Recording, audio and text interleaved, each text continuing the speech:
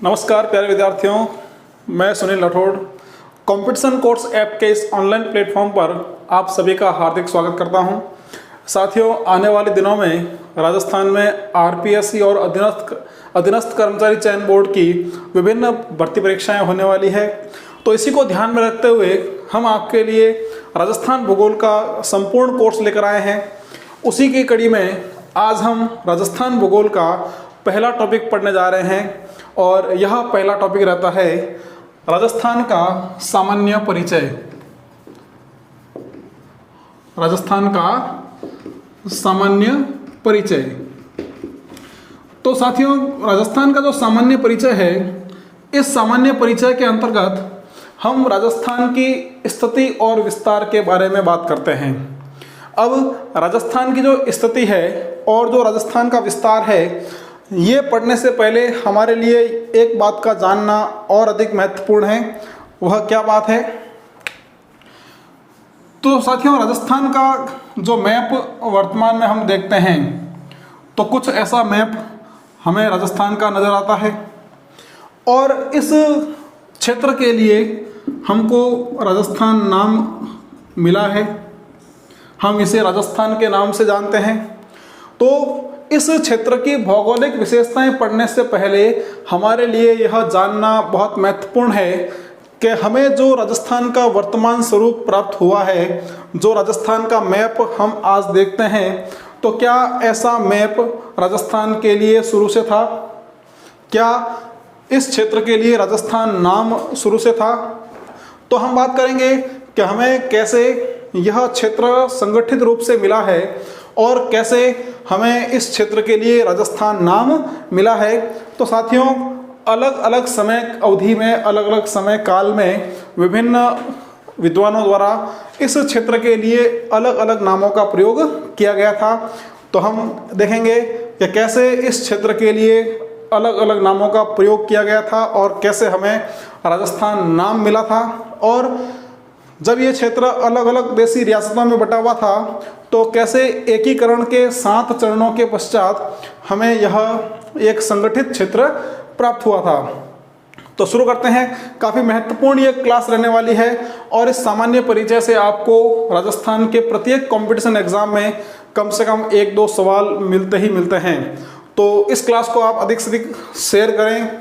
Competition course app को भी आप अधिक से अधिक मित्रों तक शेयर करें ताकि उनको आने वाली भर्ती परीक्षाओं में यहाँ से निश्चित रूप से लाभ प्राप्त हो सके। तो हम बात करते हैं इस क्षेत्र के लिए प्रयोग किए गए विभिन्न नामों की। तो सबसे पहले हम बात करेंगे वैदिक काल की। तो साथियों, आपने 4 वेदों के नाम पढ़े हैं। इन 4 वेदों में जो सबसे प्राचीन वेद है, यह सबसे प्राचीन वेद है ऋग्वेद। और राजस्थान के लिए इस ऋग्वेद में एक शब्द का प्रयोग किया गया है, वह शब्द रहता है ब्रह्मवर्त। तो अब यहाँ से जो सवाल आपका बनने वाला है कि ब्रह्मवर्त शब्द का प्रयोग कौन से वेद में किया गया है? तो 4 वेद हैं, चारों वेदों में इस शब्द का प्रयोग ऋग्वेद में किया गया था। तो ये काफ़ी महत्वपूर्ण आपके लिए। उसके बाद आपने महर्षि वाल्मीकि का नाम सुना है, निश्चित रूप से आपने सुना होगा। रामायण की रचना इन्होंने की थी। तो साथियों, महर्षि वाल्मीकि ने भी राजस्थान के इस क्षेत्र को मरुकांतर के नाम से पुकारा था। तो महर्षि वाल्मीकि ने राजस्थान के क्षेत्र के लिए मरुकांतर शब्द का प्रयोग किया था। तो यहाँ पर हमें 2 शब्द मिले हैं। ऋग्वेद में राजस्थान के लिए ब्रह्मवर्त शब्द का प्रयोग और महर्षि वाल्मीकि के द्वारा इस क्षेत्र के लिए मरुकांतर शब्द का प्रयोग किया गया था। तो दोनों ही नाम आपके लिए महत्वपूर्ण हैं, सवाल आपसे पूछा जा सकते हैं। अब अगर हम बात करें कि जो राजस्थान शब्द है, तो राजस्थान शब्द का प्रथम लिखित उल्लेख, राजस्थान शब्द का प्रथम लिखित उल्लेख हमें कहाँ प्राप्त होता है? यानी सबसे पहले राजस्थान शब्द कहाँ पर लिखा हुआ मिलता है? तो ये भी काफ़ी महत्वपूर्ण है साथियों। 682 विक्रम संवत 682 विक्रम संवत या 625 ईस्वी सन का एक प्रसिद्ध शिलालेख है और उस शिलालेख का नाम है बसंतगढ़ शिलालेख। बसंतगढ़ शिलालेख। अब ये शिलालेख कहाँ पर है? तो यह शिलालेख स्थित है खीमल माता मंदिर में, खीमल माता या खीमज माता मंदिर। और यह जो खीमल माता मंदिर है ये कहाँ पर है? ये स्थित है सिरोही जिले में। तो साथियों, इसी खीमल माता मंदिर के बसंतगढ़ शिलालेख में हमको सबसे पहले राजस्थान शब्द का लिखित प्रमाण मिलता है। और यहाँ पर जो शब्द लिखा गया है, जो हमें यहाँ पर शब्द मिलता है, वह शब्द रहता है राजस्थानियादित्य। राजस्थानियादित्य। तो इस राजस्थानियादित्य शब्द में हमें राजस्थान शब्द लिखा मिला है और यह राजस्थान शब्द का प्रथम लिखित प्रयोग है। यहाँ पर पहली बार राजस्थान शब्द हमको लिखा हुआ मिलता है। अब यहाँ पर आपसे सवाल जो पूछा जाएगा, कई रूप में यहाँ से सवाल आपसे पूछ सकता है। सवाल ये पूछेगा कि राजस्थान शब्द का प्रथम लिखित प्रयोग कब मिलता है? तो वह मिलता है 682 विक्रम संवत या 625 ईस्वी सन में। सवाल यह पूछेगा कि राजस्थान शब्द का प्रथम लिखित प्रयोग कौन से शिलालेख में मिलता है? तो शिलालेख रहता है बसंतगढ़ शिलालेख। कौन से मंदिर में मिलता है? तो खीमल माता मंदिर या खीमज माता मंदिर में। तो यहाँ राजस्थान शब्द का प्रथम लिखित प्रमाण, प्रथम लिखित प्रयोग हमें मिलता है। अब ऋग्वेद जो ग्रंथ था संस्कृत भाषा का ग्रंथ था और इसमें हमको राजस्थान के लिए ब्रह्मवर्त शब्द का प्रयोग मिला है। तो अब सवाल आपसे ये पूछा जाएगा कि कौन सा राजस्थानी भाषा का ग्रंथ था जिसमें सबसे पहले राजस्थान शब्द और राजस्थान के बारे में विस्तार से वर्णन हमको मिलता है? तो प्रसिद्ध लेखक कवि वीरभाण, तो वीरभाण के द्वारा लिखा गया एक महत्वपूर्ण ग्रंथ है जिसका नाम है राजरूपक। तो यह राजरूपक वह ग्रंथ है जिसमें हमको सबसे पहले राजस्थान शब्द का उल्लेख मिलता है या राजस्थान के बारे में विस्तार से चर्चा हमको यहाँ पर मिलती है। इसी तरह मारवाड़ के एक प्रसिद्ध कवि थे मोहनोत नैणसी। तो मोहनोत नैणसी द्वारा लिखा गया जो ग्रंथ था, ग्रंथ का नाम था मोहनोत नैणसीरी ख्यात। तो इस मोहनोत नैणसीरी ख्यात नामक ग्रंथ में भी हमें राजस्थान के बारे में विस्तार से चर्चा मिलती है। तो ये राजस्थानी भाषा के ग्रंथ हैं जहां हमें राजस्थान शब्द का प्रयोग मिलता है और राजस्थान के बारे में विस्तार से चर्चा या वर्णन यहाँ पर हमें मिलता है। अब यहाँ कुछ शब्दों का प्रयोग हमें राजस्थान के लिए मिला है। अब हम बात करते हैं मुगल काल की।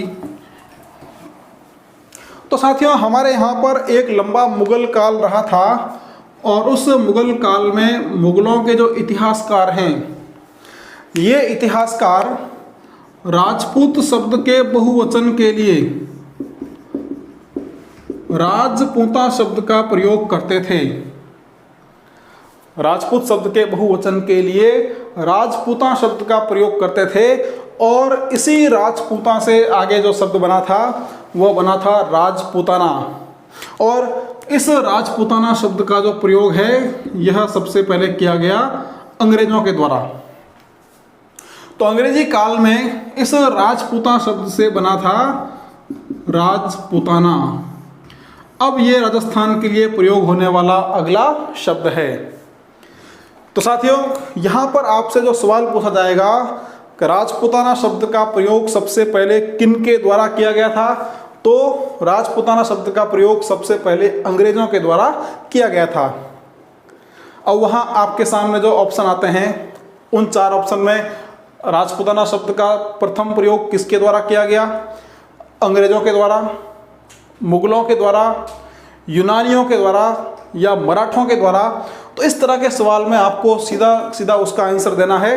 अंग्रेजों के द्वारा राजपूताना शब्द का सबसे पहले प्रयोग किया गया था।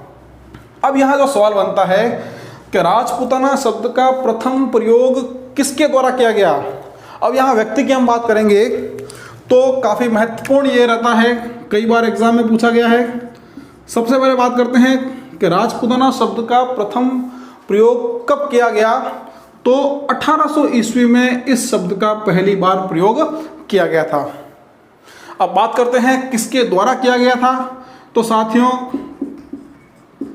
व्यक्ति थे, नाम था जॉर्ज थॉमस, जो ग्वालियर में अंग्रेजी कमांडर थे और ग्वालियर की एक सभा को संबोधित करते हुए इन्होंने राजपूताना शब्द का जो है प्रयोग सबसे पहले किया था।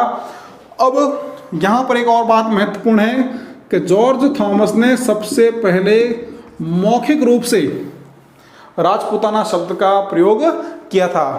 ध्यान रखना, राजपूताना शब्द का पहला प्रयोग मौखिक रूप में हुआ था, जॉर्ज थॉमस के द्वारा 1800 ईस्वी में किया गया था।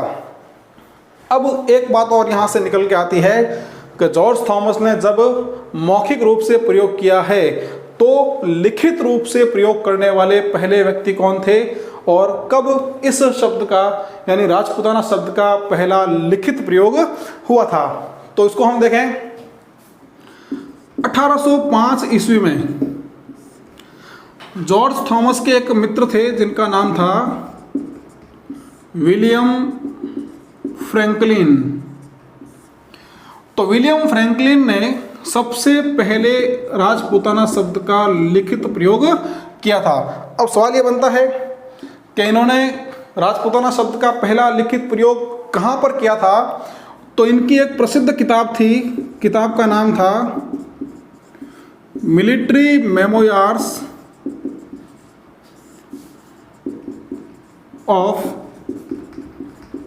Mister George Thomas. Military memoirs of mister George Thomas. तो ये वो किताब थी जिसमें विलियम फ्रैंकलिन ने राजपूताना शब्द का पहला लिखित प्रयोग किया था। तो यहाँ पर दोनों ही बातें आपके लिए महत्वपूर्ण, राजपूताना शब्द का पहला प्रयोग और पहला मौखिक प्रयोग जॉर्ज थॉमस के द्वारा 1800 ईस्वी में, और राजपूताना शब्द का पहला लिखित प्रयोग 1805 ईस्वी में विलियम फ्रैंकलिन के द्वारा। तो ये बातें महत्वपूर्ण राजस्थान के लिए राजपूताना शब्द का प्रयोग।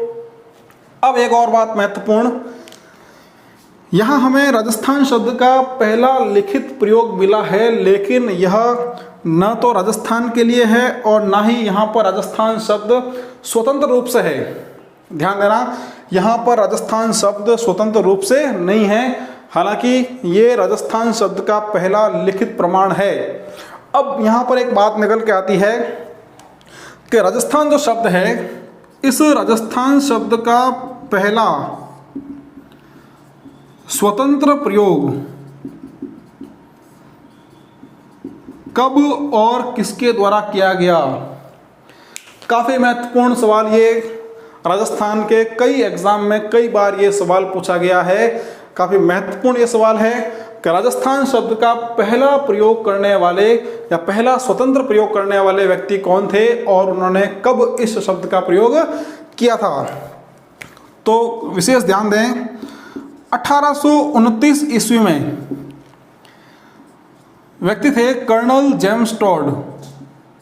Colonel James Tod. तो साथियों, ये राजस्थान में मेवाड़ क्षेत्र के पॉलिटिकल एजेंट थे और कर्नल जेम्स टॉड जो है अपने एक घोड़े पर बैठकर इन्होंने राजस्थान का भ्रमण किया था और राजस्थान का इतिहास इन्होंने लिखा था। तो इनको राजस्थान इतिहास का पिता कहते हैं, राजस्थान इतिहास का जनक कहते हैं, इनको घोड़े वाले बाबा भी कहते हैं। तो इनके खूब सारे उपनाम हो गए। इनको कहते हैं घोड़े वाले बाबा, इनको कहते हैं राजस्थान इतिहास का पिता या राजस्थान इतिहास का जनक। तो कर्नल जेम्स टॉड की एक बहुत ही प्रसिद्ध किताब थी, 1829 ईस्वी में यह किताब प्रकाशित हुई थी और उसी किताब में इन्होंने राजस्थान शब्द का पहला लिखित और स्वतंत्र प्रयोग किया था। अब उस महत्वपूर्ण किताब का नाम मैं लिखता हूं यहाँ पर। उस किताब का नाम था कर्नल जेम्स टॉड के द्वारा जो किताब लिखी गई थी 1829 ईस्वी में यह किताब प्रकाशित हुई थी। नाम था the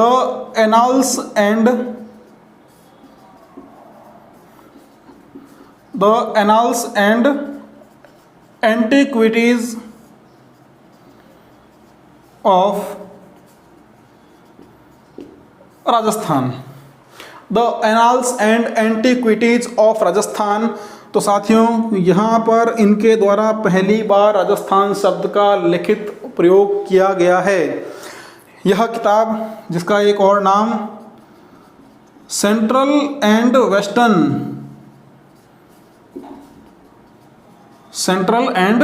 western Rajput state of India,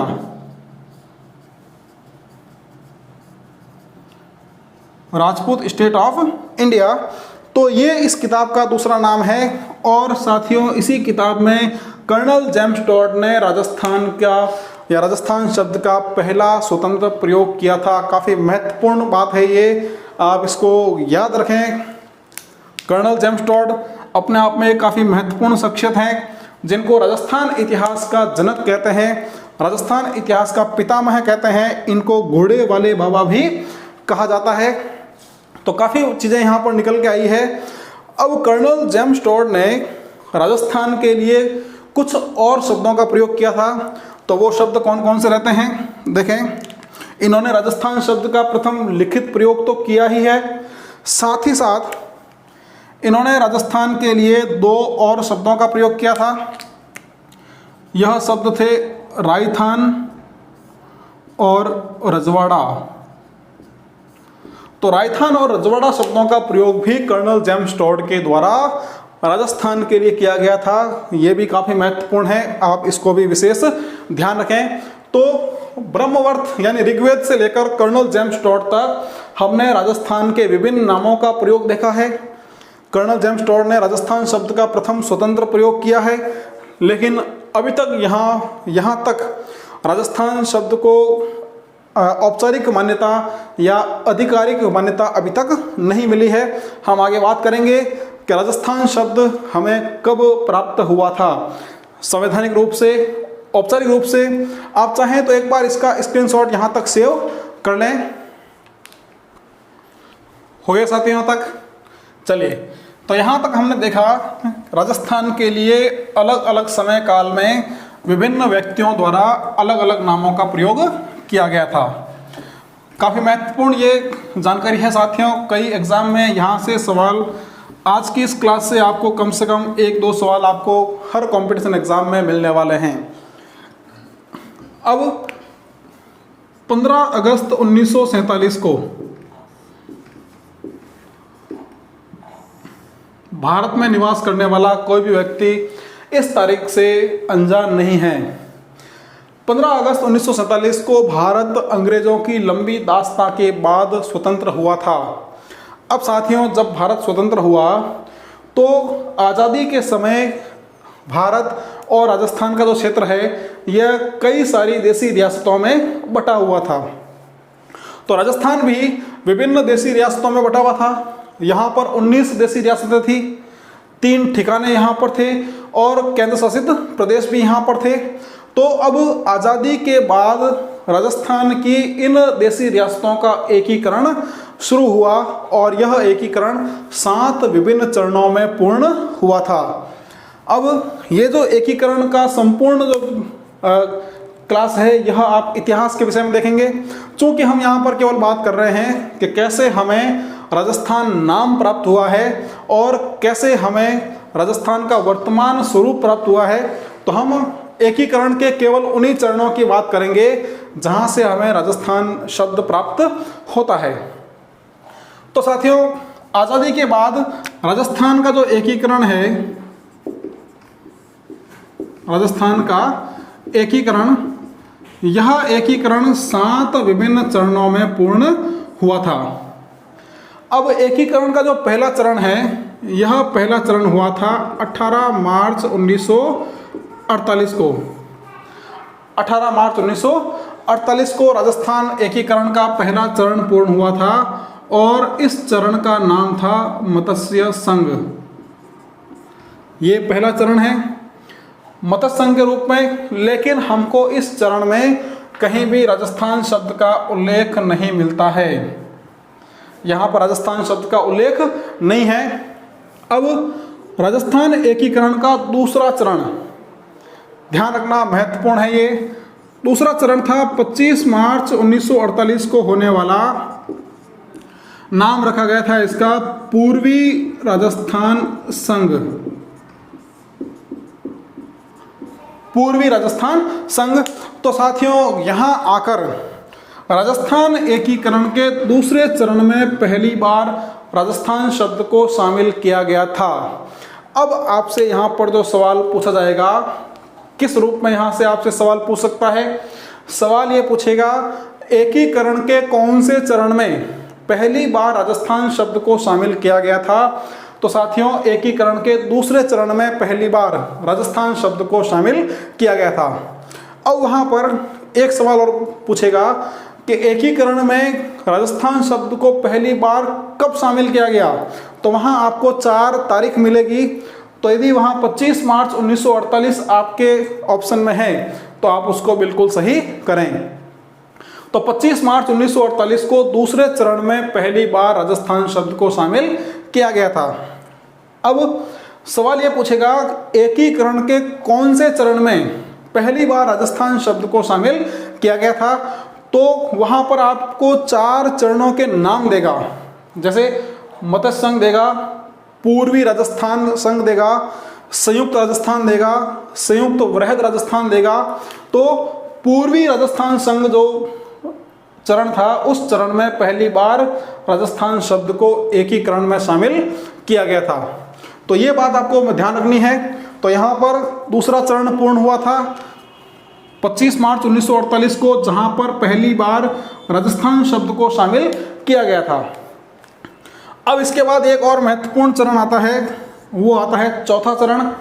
और यह चौथा चरण होता है 30 मार्च 1949 को, 30 मार्च 1949 को। और यहाँ पर जो चरण रहता है वह रहता है वृहद राजस्थान या ग्रेटर राजस्थान। साथियों, यहाँ पर राजस्थान की 4 बड़ी रियासतों का विलय होता है और इस विलय के बाद राजस्थान का लगभग एकीकरण पूर्ण होता है। मैं बात कर रहा हूँ लगभग की, क्योंकि इसके बाद भी कुछ क्षेत्र जो है वो राजस्थान से अलग हुए थे, जिनका बाद में विलय हुआ था अगले 3 चरणों में। तो यहाँ पर लगभग राजस्थान का जो है वो एकीकरण हुआ था। और 30 मार्च जो है ये हम एक महत्वपूर्ण तारीख के रूप में मनाते हैं और इस तारीख का नाम, इस दिवस का नाम रहता है राजस्थान दिवस। राजस्थान के कंपटीशन एग्जाम्स में यह एक महत्वपूर्ण सवाल है, कई बार पूछा गया है, राजस्थान दिवस कब मनाया जाता है? तो राजस्थान दिवस जो है यह 30 मार्च को मनाया जाता है, क्योंकि 30 मार्च 1949 को एक महत्वपूर्ण चरण पूर्ण हुआ था, चौथा चरण वृहद राजस्थान के रूप में। तो इसको आप विशेष ध्यान दें, राजस्थान दिवस 30 मार्च को मनाया जाता है। अब एकीकरण का जो दौर चल रहा था, इसी दौर के बीच में यहाँ पर एक और महत्वपूर्ण तारीख आती है, वह आती है 26 जनवरी 1950। अब इस तारीख के बारे में भी मुझे नहीं लगता है कोई व्यक्ति अनजान है, और इस तारीख का हमारे लिए क्या महत्व है, तो इस बात से भी आप जो है बिल्कुल अनजान नहीं होंगे। तो साथियों, 26 जनवरी 1950 को भारतीय संविधान लागू किया गया था, या भारत का संविधान यहाँ पर लागू किया गया था और भारत जो है वो गणतंत्र बना था। अब साथियों, जब भारत का संविधान लागू किया गया था 26 जनवरी 1950 को, तो इसी दिन हमारा जो राजस्थान शब्द है, इस शब्द को संवैधानिक या औपचारिक मान्यता मिल गई थी। ध्यान देना, यहाँ पर राजस्थान शब्द को औपचारिक मान्यता मिल गई थी, यानी अब हमारा जो क्षेत्र है उस क्षेत्र को एक नाम मिल गया था और वह नाम राजस्थान के रूप में था। आगे आने वाले समय में हमारे इस क्षेत्र को इसी नाम से पुकारा गया था। और एक बात और महत्वपूर्ण यहाँ पर कि जो राजस्थान शब्द है, यह राजस्थान शब्द कौन सी समिति के अनुशंसा पर दिया गया था, तो ये भी आपके लिए महत्वपूर्ण है। समिति का नाम है पी सत्यनारायण राव समिति। पी सत्यनारायण राव समिति, तो ये भी हमारे लिए महत्वपूर्ण है। ये भी सवाल आता है कि राजस्थान शब्द जो है वो कौन सी समिति की सिफारिश पर दिया गया था, तो राजस्थान शब्द पी सत्यनारायण राव समिति की सिफारिश पर दिया गया था।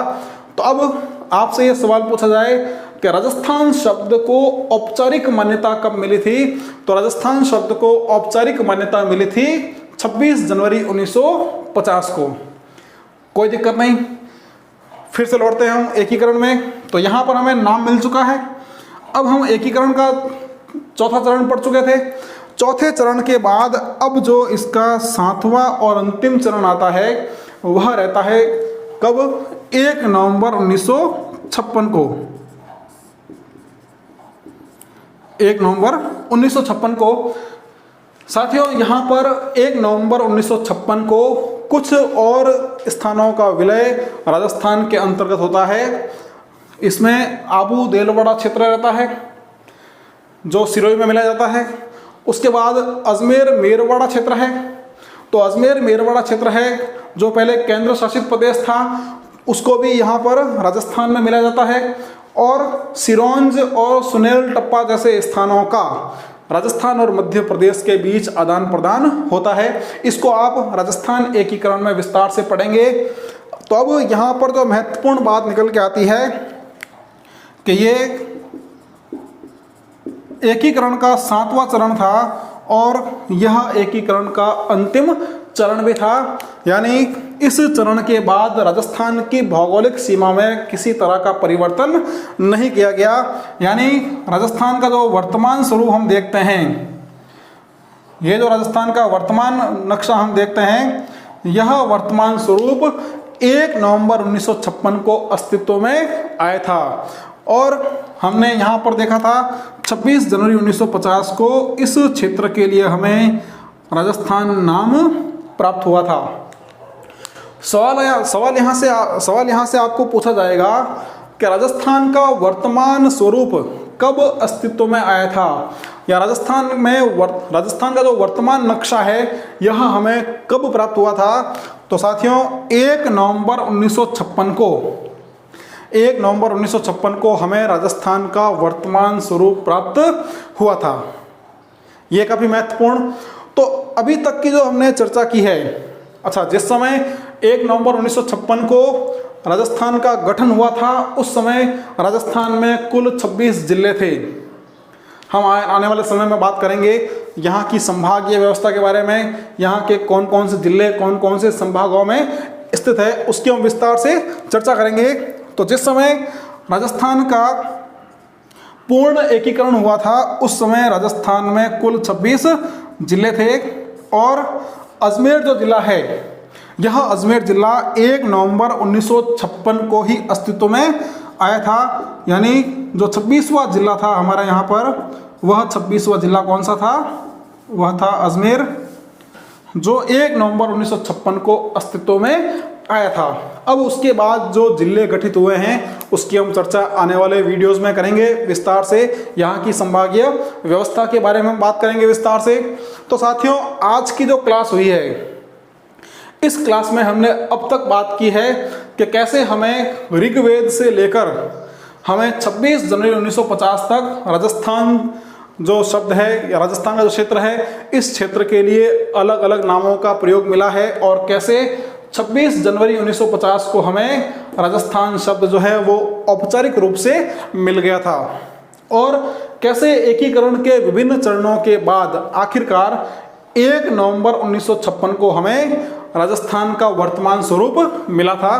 तो यहाँ तक की जो क्लास हुई है, इस क्लास में हमने राजस्थान का वर्तमान स्वरूप प्राप्त किया है और इस वर्तमान स्वरूप के लिए हमने राजस्थान शब्द को भी प्राप्त कर लिया है।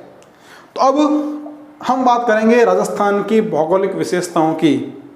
ये बात हमने की है राजस्थान शब्द के इतिहास की। आपको यहाँ से कम एक सवाल हर एग्ज़ाम में कम से कम मिलने ही वाला है, काफ़ी महत्वपूर्ण है। आप अधिक से अधिक मित्रों तक इसको शेयर करें। मैं आपको विभिन्न जो सवाल बन रहे हैं उनके कैसे पैटर्न बन रहे हैं उसके बारे में भी साथ साथ जानकारी दिए जा रहा हूँ। आप भी कोशिश करें कि इनको आप लगातार पढ़ते रहें, इनका रिवीजन करते रहें। इस एप्लीकेशन को आप अधिक से अधिक मित्रों तक शेयर अवश्य करें ताकि उनको भी इस क्लास का फ़ायदा मिल सके, इस एप्लीकेशन का फ़ायदा मिल सके। यहाँ पर आपको एक सशक्त टीम मिल रही है। निश्चित रूप से ये कॉम्पिटिशन एग्ज़ाम की तैयारी में आपके लिए लाभदायक होने वाली है। अब साथियों हम बात करेंगे राजस्थान के सामान्य परिचय के अंतर्गत राजस्थान की स्थिति और विस्तार की। आप चाहें तो एक बार इसका स्क्रीनशॉट सेव कर लें। चलिए साथियों, यहाँ तक हमने बात कर ली है राजस्थान शब्द के इतिहास की। अब हम राजस्थान भूगोल का जो महत्वपूर्ण टॉपिक शुरू करने जा रहे हैं वह रहता है राजस्थान की स्थिति और विस्तार। तो सामान्य परिचय के अंतर्गत अब हम बात करने वाले हैं राजस्थान की स्थिति एवं विस्तार की। साथियों यहाँ पर दो शब्द हमारे पास आए हैं, स्थिति और विस्तार। तो विस्तार जो शब्द है इसका शाब्दिक अर्थ आप निकाल पा रहे हैं, बिल्कुल आप समझ गए हैं। विस्तार का सीधे सीधे मतलब होता है फैलाव। कोई भी भौगोलिक क्षेत्र है उस क्षेत्र का फैलाव कैसा है वह उसका विस्तार होता है। अब एक बात यहाँ पर और महत्वपूर्ण निकल के आती है, वह रहती है स्थिति। तो ये स्थिति क्या है? राजस्थान एक भौगोलिक क्षेत्र है और इस भौगोलिक क्षेत्र की जो अवस्थिति है, यानी यह राजस्थान हमारी इस पृथ्वी पर कहाँ पर स्थित है, कहाँ पर अवस्थित है, वही इसकी स्थिति है। राजस्थान भारत का हिस्सा है तो राजस्थान भारत में कहाँ पर स्थित है, तो ये इसकी क्या हो जाएगी, ये हो जाएगी स्थिति। तो हम राजस्थान की स्थिति को ग्लोब पर यानी पृथ्वी पर और भारत में जानने का प्रयास कर रहे हैं। तो देखें, हमारे जो भूगोलवेता हैं, इन भूगोलवेताओं ने पृथ्वी के अध्ययन के लिए उसका एक छोटा गोलाकार रूप बनाया है जिसको हम ग्लोब के नाम से जानते हैं। तो पहले हम पता करेंगे कि राजस्थान जो है यह राजस्थान इस ग्लोब पर कहाँ स्थित है। क्योंकि ये जो ग्लोब है यह ग्लोब हमारी पृथ्वी का ही छोटा रूप है, तो राजस्थान की जो स्थिति इस ग्लोब पर होगी वही स्थिति पृथ्वी पर होगी। तो पहले हम पता करेंगे कि यह राजस्थान की स्थिति इस ग्लोब पर कहाँ है।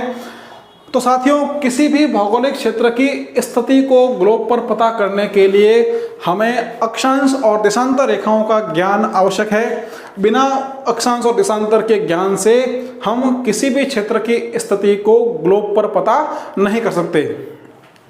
तो पहले हम बात करते हैं कि ये अक्षांश और देशांतर रेखाएं क्या होती है और कैसे हम इस अक्षांश और देशांतर के माध्यम से किसी भी भौगोलिक क्षेत्र को इस ग्लोब पर ढूंढ सकते हैं या उसकी स्थिति का पता लगा सकते हैं।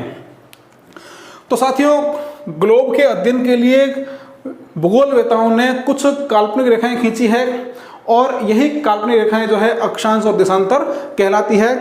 इसमें से कुछ रेखाएं जो हैं वह आड़ी होती है, जो पूर्व से पश्चिम होती है, ये अक्षांश रेखाएं कहलाती है, और कुछ रेखाएं जो है वो लंबवत होती है और ये उत्तर से दक्षिण होती है, जिसको हम देशांतर के नाम से जानते हैं।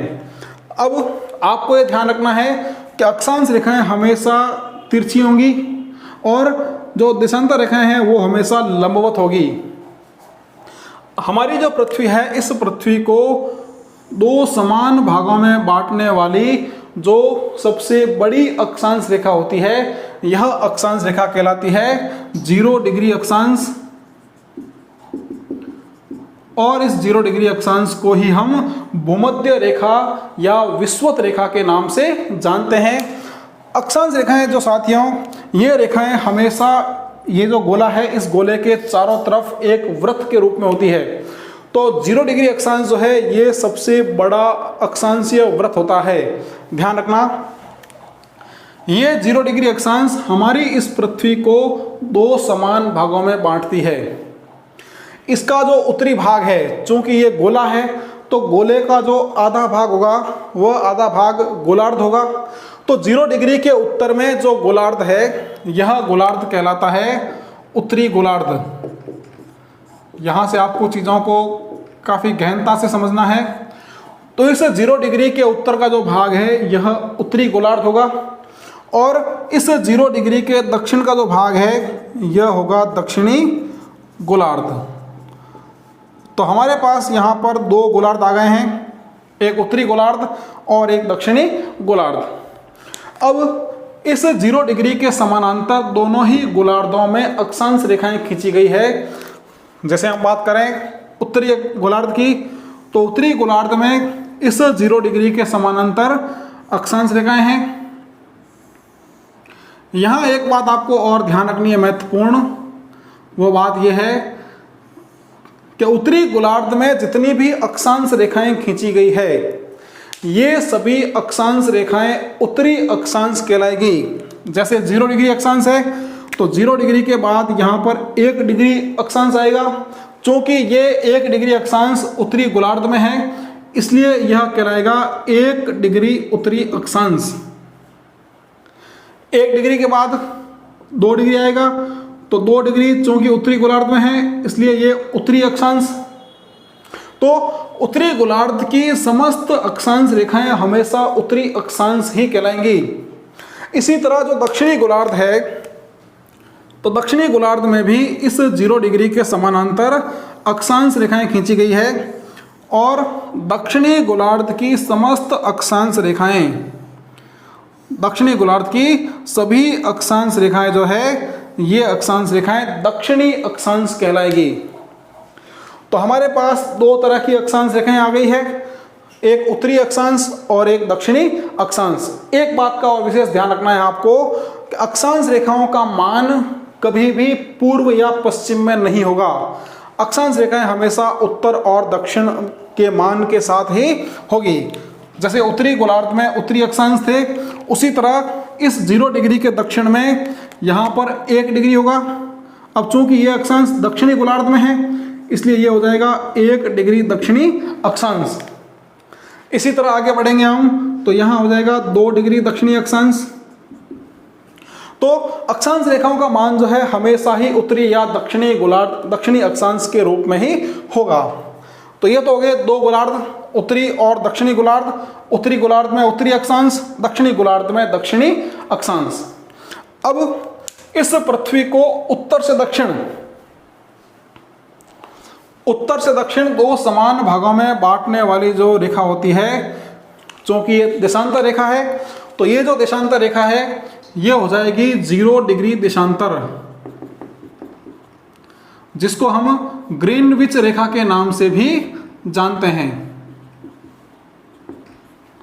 तो 0 डिग्री देशांतर या ग्रीनविच रेखा इंग्लैंड में, लंदन जो है इंग्लैंड की राजधानी लंदन, तो लंदन के निकट एक शहर है ग्रीनविच, जहां से होकर यह रेखा गुजरती है। उसी शहर के नाम पर इस रेखा का नाम ग्रीनविच रेखा रखा गया है।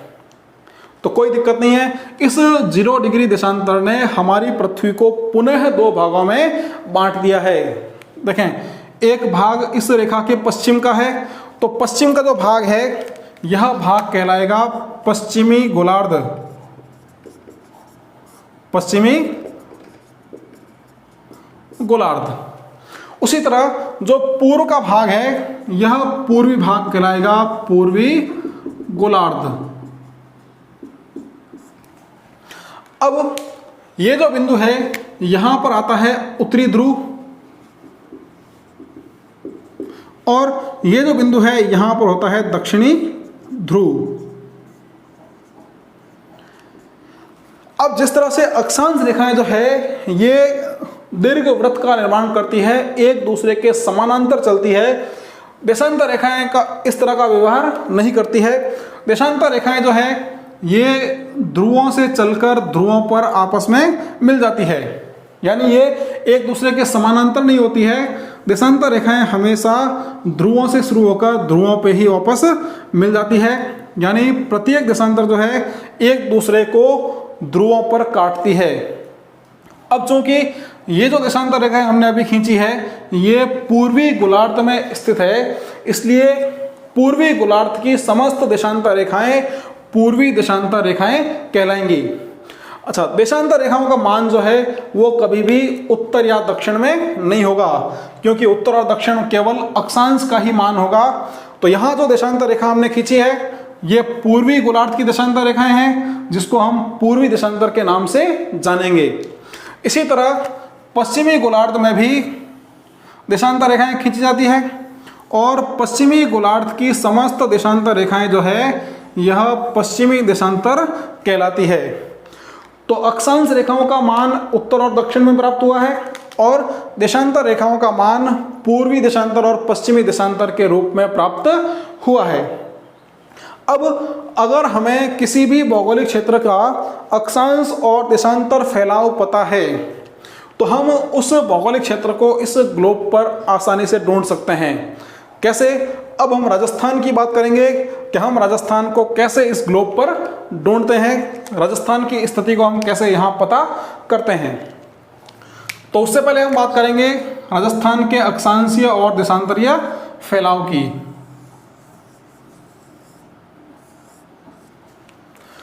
तो ये राजस्थान, और राजस्थान का जो फैलाव है यह फैलाव इन दो देशांतर रेखाओं के बीच है और इन दो अक्षांश रेखाओं के बीच है। तो राजस्थान का फैलाव इन दो देशांतर रेखाओं के बीच और दो अक्षांशों के बीच है। तो अब हम बात करते हैं कि जो राजस्थान का अक्षांशीय फैलाव कितना है, देशांतरीय फैलाव कितना है।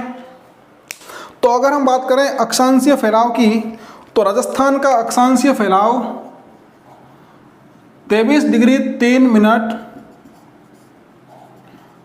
उत्तरी अक्षांश रेखा से लेकर 30 डिग्री 12 मिनट उत्तरी अक्षांश रेखा तक है।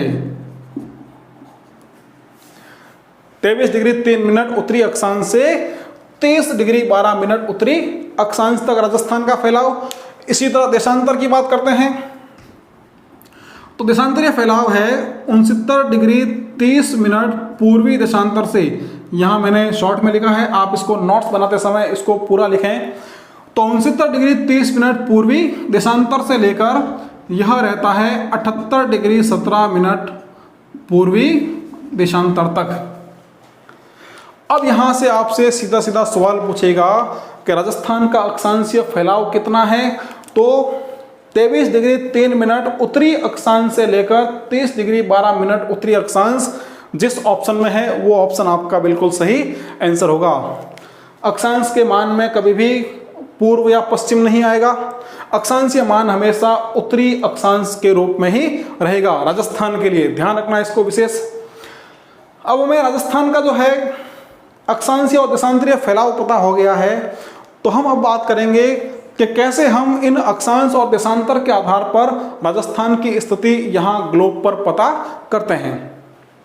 पहले हम बात करते हैं अक्षांशों की। तो साथियों देखें, अक्षांशीय जो मान है राजस्थान का, यह अक्षांशीय मान उत्तरी अक्षांश से उत्तरी अक्षांश रेखाओं के बीच है। और हमने पहले बात की थी कि जितनी भी उत्तरी अक्षांश रेखाएं हैं ये सभी उत्तरी अक्षांश रेखाएं उत्तरी गोलार्ध में स्थित हैं। इसका मतलब क्या हुआ कि अक्षांशीय मान के आधार पर राजस्थान की स्थिति इस 0 डिग्री अक्षांश के उत्तरी भाग में होगी, यानी उत्तरी गोलार्ध में होगी। इसका मतलब ये हो गया कि अक्षांश के आधार पर, अक्षांशीय मान के आधार पर राजस्थान कौन से गोलार्ध में है? अक्षांशीय मान के आधार पर राजस्थान उत्तरी गोलार्ध में है।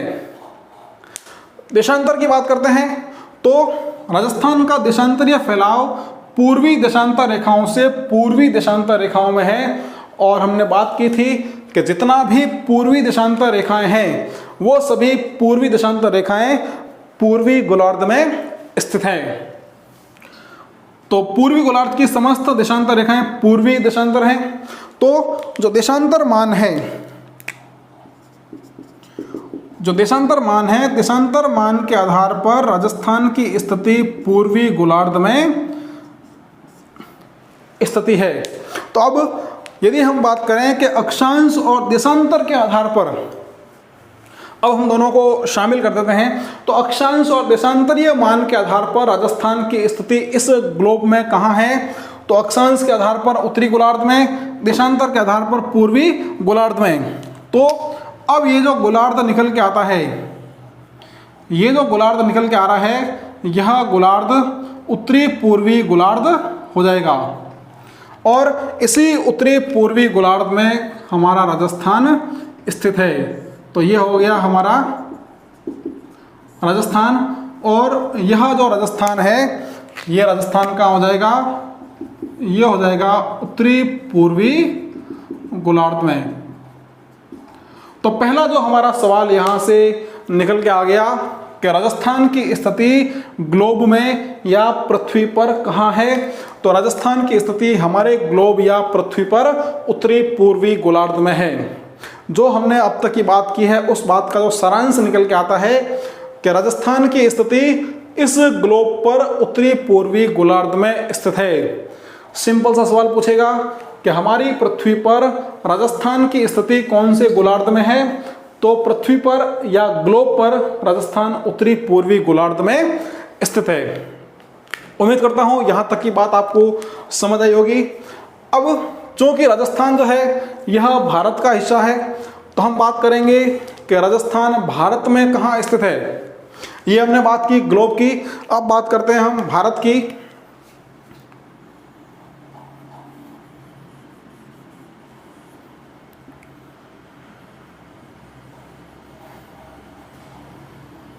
चलिए, तो यह हो गया हमारा भारत, और भारत में यहाँ हो जाती है राजस्थान की स्थिति।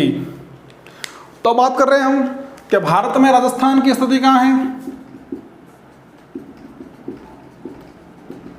भारत में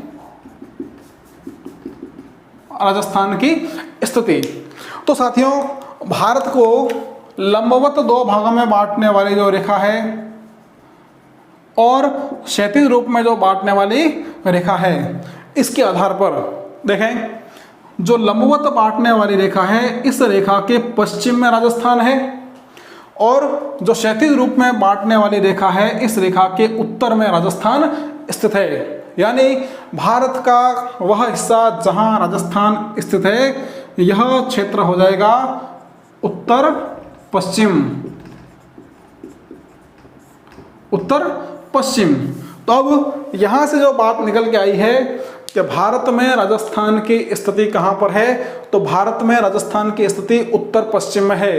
अब यहां पर गोलार्ध नहीं होगा। क्यों नहीं होगा? क्योंकि भारत जो है वो गोला नहीं है, भारत स्वयं एक भौगोलिक क्षेत्र है इस गोलार्ध का, यानी इस ग्लोब का एक छोटा सा हिस्सा है भारत, और राजस्थान भी उसी भारत का एक छोटा हिस्सा है। तो यहाँ पर केवल ये आएगा कि भारत में राजस्थान की स्थिति उत्तर पश्चिम में है। हमने ग्लोब पर और भारत में राजस्थान की स्थिति को पता किया है। तो अब आप चाहें तो एक बार यहाँ तक का स्क्रीनशॉट भी शेयर कर लें। तो ये हमने बात कर ली राजस्थान के स्थिति की। अब हम बात कर लेते हैं राजस्थान के विस्तार की। उम्मीद करता हूं आपको यह क्लास समझ में आ रही होगी। आप इसे अधिक से अधिक मित्रों तक शेयर अवश्य करें। चलिए, अब हम बात करते हैं राजस्थान के विस्तार की। तो सबसे पहले हम बात करते हैं राजस्थान का अक्षांशीय विस्तार। तो यहां हम बात कर रहे हैं राजस्थान के अक्षांशीय विस्तार की। तो साथियों, राजस्थान का अक्षांशीय विस्तार यह रहता है 23 डिग्री 3 मिनट उत्तरी अक्षांश से 30 डिग्री 12 मिनट उत्तरी अक्षांश तक। आपको यहां पर नोट्स बनाते समय इनको पूरा लिखना है, उत्तरी अक्षांश से उत्तरी अक्षांश तक। और राजस्थान का जो फैलाव है, इस अक्षांशीय फैलाव में जो अंतर आता है, इस अक्षांशीय फैलाव में जो अंतर है, यह अंतर आता है 7 डिग्री और 9 मिनट का। तो ये हमने बात की अक्षांशीय विस्तार की। अब हम बात करते हैं राजस्थान के देशांतर विस्तार की। तो राजस्थान का देशांतरीय विस्तार 69 डिग्री 30 मिनट पूर्वी देशांतर से 78 डिग्री 17 मिनट पूर्वी देशांतर तक। और राजस्थान के इस देशांतरीय विस्तार में जो अंतर आता है, यह अंतर आता है 8 डिग्री और 47 मिनट का। तो अक्षांशीय फैलाव में अंतर जो है वो 7 डिग्री 9 मिनट और देशांतरीय फैलाव में जो अंतर आता है वह 8 डिग्री और 47 मिनट का आता है। अब आपसे सवाल यदि ये पूछे कि राजस्थान के अक्षांशीय और देशांतरीय फैलाव में अधिक अंतर किस में आता है, तो देशांतरीय फैलाव में जो अधिक अंतर है वो हमें यहाँ प्राप्त होता है। तो ये राजस्थान का अक्षांशीय और देशांतरीय फैलाव। अब राजस्थान का एक जो फैलाव है, यह फैलाव हम इसकी लंबाई और चौड़ाई के रूप में भी प्राप्त करते हैं।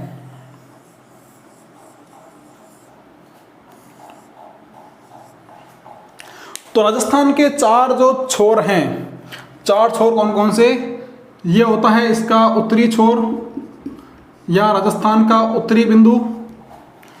यहाँ आता है राजस्थान का दक्षिणी छोर या दक्षिणी बिंदु। यहाँ आ जाएगा राजस्थान का पश्चिमी छोर और यहाँ आ जाएगा राजस्थान का पूर्वी छोर। तो ये राजस्थान के उत्तर, दक्षिण, पूर्व और पश्चिमी छोर हैं। तो बात करें अगर हम राजस्थान के उत्तरी छोर की, तो राजस्थान के सबसे उत्तर में यहाँ पर कोणा गांव है और यह कोणा गांव गंगानगर जिले का है।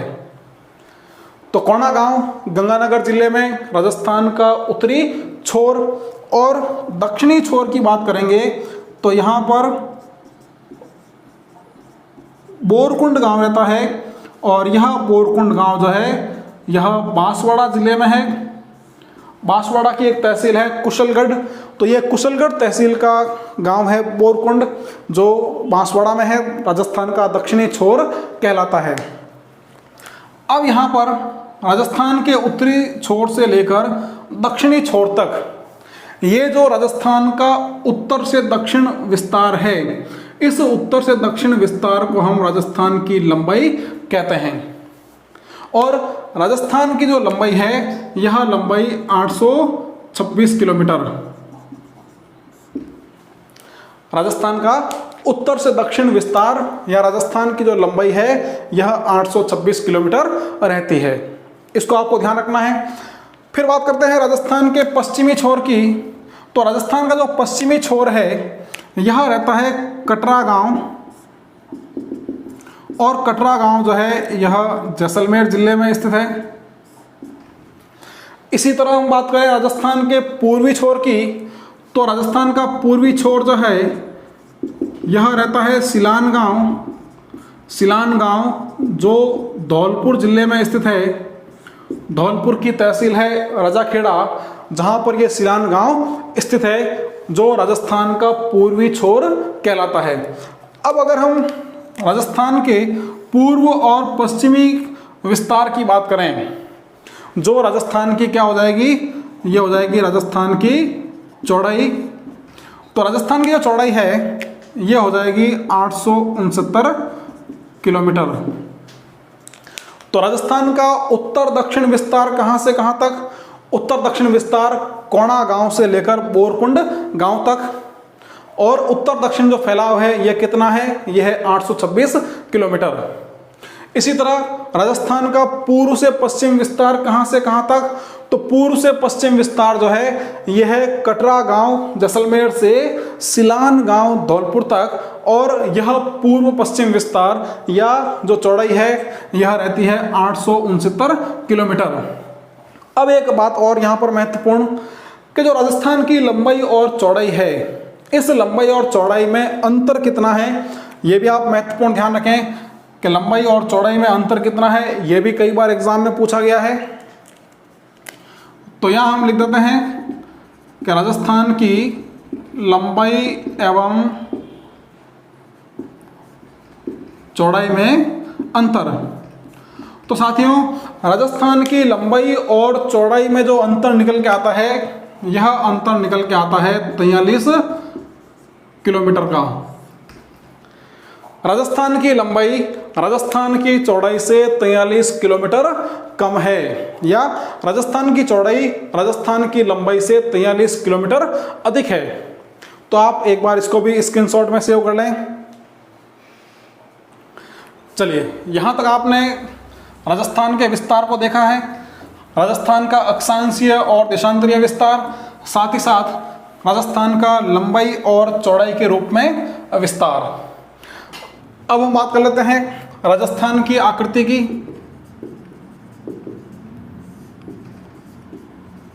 राजस्थान की आकृति। तो साथियों, राजस्थान की जो आकृति है, यह आकृति पतंग के समान रहती है,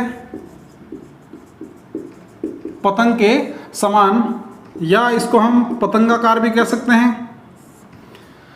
साथ ही साथ राजस्थान की जो आकृति है, यह रहती है विषम कोणीय चतुर्भुज। विषम कोणीय चतुर्भुज, या इसको हम कह सकते हैं रोम्बस। तो राजस्थान की आकृति पतंग के समान या पतंगाकार या विषम कोणीय चतुर्भुज या रोम्बस के समान, तो ये राजस्थान की आकृति हो गई। आप साथ ही साथ में नोट्स अवश्य बनाते रहें। उसके बाद हम बात कर लेते हैं राजस्थान के क्षेत्रफल की। राजस्थान का क्षेत्रफल। तो साथियों, राजस्थान का जो क्षेत्रफल है, यह रहता है 3,42,239.7 वर्ग किलोमीटर। अब हम आज तक क्या कर रहे थे, हम अब तक इस आंकड़े को 3,42,239 तक ही याद कर रहे थे, लेकिन अब आपको यह आंकड़ा 0.7 तक याद करना है। क्योंकि एक एग्जाम में मैंने देखा था कि आपको जो ऑप्शन में डिफरेंस मिला था, वहाँ सवाल सीधा पूछा गया था राजस्थान का क्षेत्रफल कितना है, और जो ऑप्शन थे उन ऑप्शन में यहाँ तक आंकड़ा बिल्कुल वैसे ही दिया था। तो सभी आंकड़े 239 तक थे, और 239 के बाद उन्होंने जो है डिफरेंस किया 0.5 वर्ग किलोमीटर, 0.6, 0.7 और 0.8। तो अक्सर हम इस आंकड़े को यहीं तक याद करते हैं, उसके बाद के आंकड़े को हम याद नहीं करते हैं। अब आपको इस आंकड़े को 0.7 तक याद करना है। तो यह राजस्थान का क्षेत्रफल है 3,42,239.7 वर्ग किलोमीटर। अब हम बात करें अगर भारत के क्षेत्रफल की, भारत का क्षेत्रफल, तो साथियों भारत का जो क्षेत्रफल है, यह क्षेत्रफल रहता है 32,87,263 वर्ग किलोमीटर। 32,87,263 वर्ग किलोमीटर।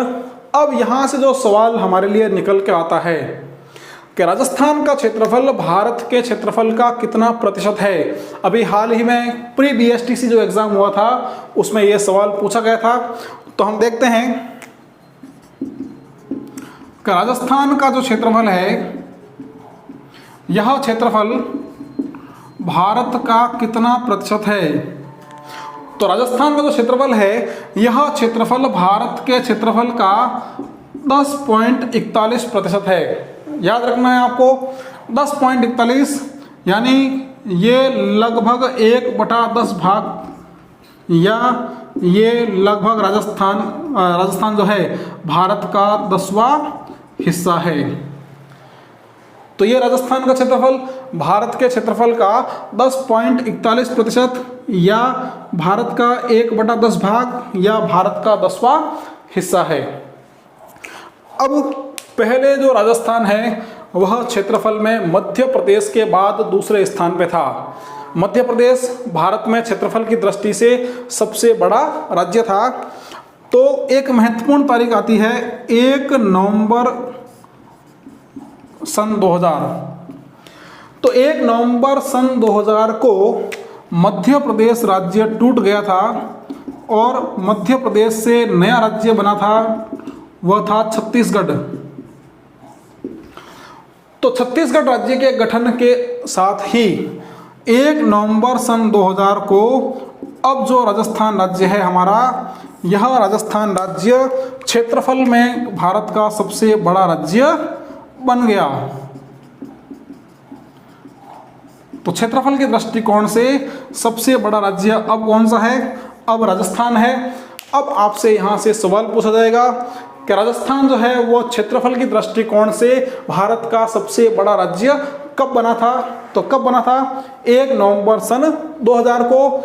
सवाल यह पूछ सकता है कि कौन से राज्य के विघटन के बाद, कौन से राज्य के टूटने के बाद राजस्थान क्षेत्रफल में सबसे बड़ा राज्य बना था? तो मध्य प्रदेश के टूटने के बाद राजस्थान भारत का सबसे बड़ा राज्य बना था। एक सवाल आपसे फिर पूछ सकता है कि कौन से राज्य के गठन के बाद या कौन से राज्य के निर्माण के बाद राजस्थान क्षेत्रफल में भारत का सबसे बड़ा राज्य बना था?